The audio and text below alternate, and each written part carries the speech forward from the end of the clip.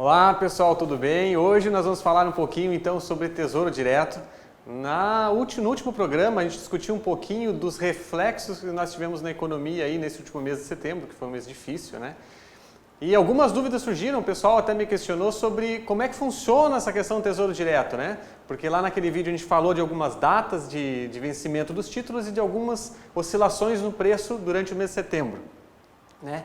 Então acho que o principal ponto agora é a gente esclarecer o que é o Tesouro Direto. O Tesouro Direto é uma forma de financiamento da dívida pública. Então, na verdade, através de títulos, o governo capta recursos no mercado e investe nos seus programas e assim por diante, né? Em infraestrutura, no que for necessário, ok? Então é uma forma de arrecadação de recursos pelo governo, ok? Existem então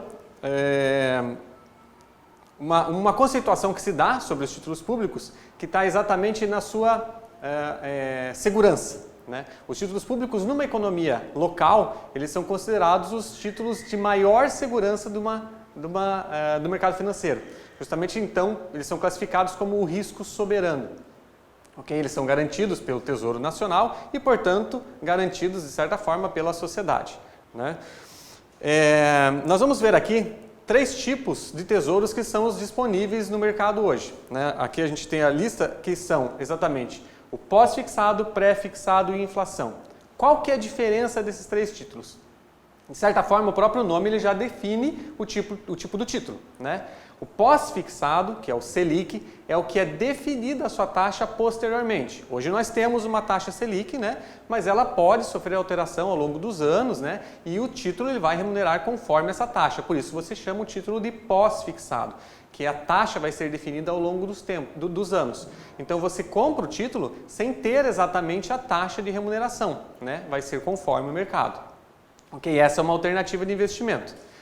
A segunda alternativa de investimento nos títulos públicos são os papéis pré-fixados. Então, como o nome diz, é aquele que já tem a taxa definida no momento da compra. Então, você definiu uma taxa para todo o período do título. Aí você vai ter títulos que vão vencer em 3 anos, 6 anos, assim por diante, né? E aquela taxa fica amarrada para todo o período. Então, você comprou um título, ele amarrou a taxa até o seu vencimento, ok? Então, se eu levo o título até o vencimento, eu tenho uma taxa garantida. E daí vai ter outra situação se nós formos vender no meio do caminho que nós já vamos falar. E o terceiro título é o título de inflação. O título de inflação é um título que procura garantir o ganho real. Ele te paga uma taxa pré-fixada mais a inflação, né? Portanto, ele repõe a inflação e mais um valor. Essa taxa pode ter períodos em que essa taxa pré-fixada, que faz parte do título de inflação, ela pode inclusive ser negativa conforme o momento e conforme o vencimento do título, tá? Então, isso sempre que você vai fazer a compra de um título, você vai ter que analisar o prazo do vencimento dele e, importante, né, portanto, sempre tentar encaixar essa data conforme os seus planejamentos. Pode vender antes? Pode, mas daí nós vamos ter algumas situações que podem variar o preço dos ativos. Tá? A outra pergunta que surge, a partir de quanto que eu posso investir nos títulos públicos? A partir de R$30. Com R$30 você já tem acesso a esse tipo de ativo, ok? Então é um título muito acessível e que te permite inclusive diversificação em estratégias diferentes, né? Como a gente falou lá dos pós-fixados, pré-fixados e inflação, ok? Aí vem a pergunta, né, que a gente comentou antes, eu posso perder no Tesouro? Sim, você pode perder no Tesouro. Quando você entra no Tesouro e compra um ativo, você compra ele com uma taxa determinada, um formato daqueles determinado, mas essa taxa ela só é garantida para você se você carrega o título até o vencimento.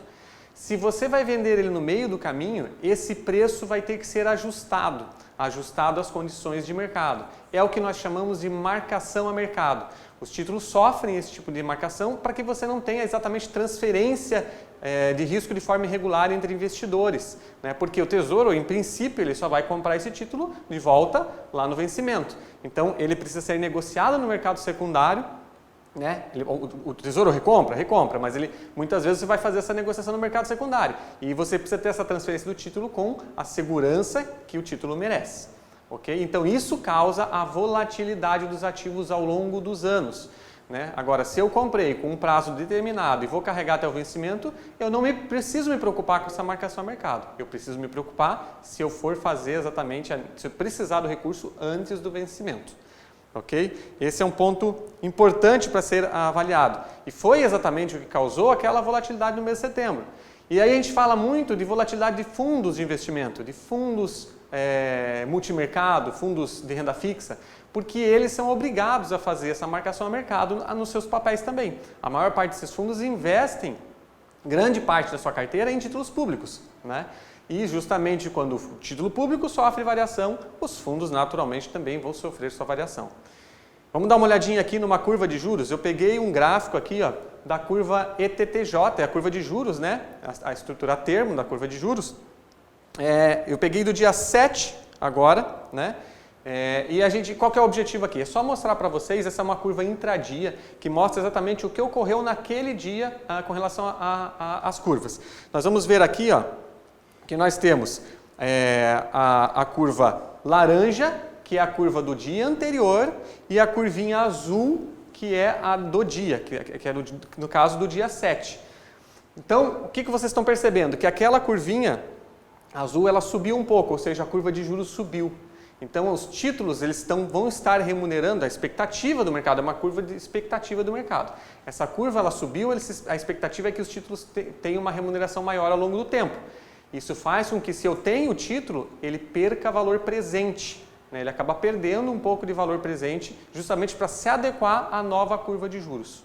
Tá? Esse fato ocorre, então, da seguinte maneira: se a taxa de juros futura, a expectativa subiu, o meu valor presente vai reduzir. Tá? E o inverso também é verdadeiro. Se a minha expectativa tivesse sido ao contrário no dia 7 ali, se ela tivesse rebaixado, né, um pouco a taxa de juros, o meu valor presente dos títulos, ele subiria. Ou seja, o teu comportamento do ativo, teu diário, né, ele tem uma curva, de certa forma, inversa a essa curva ETTJ, que é uma forma de você até avaliar diariamente o que está acontecendo lá com os títulos públicos. Beleza? Estou à disposição. Qualquer dúvida podem mandar questionamento. Aqui é Juan Sabe, planejador financeiro, e até a próxima.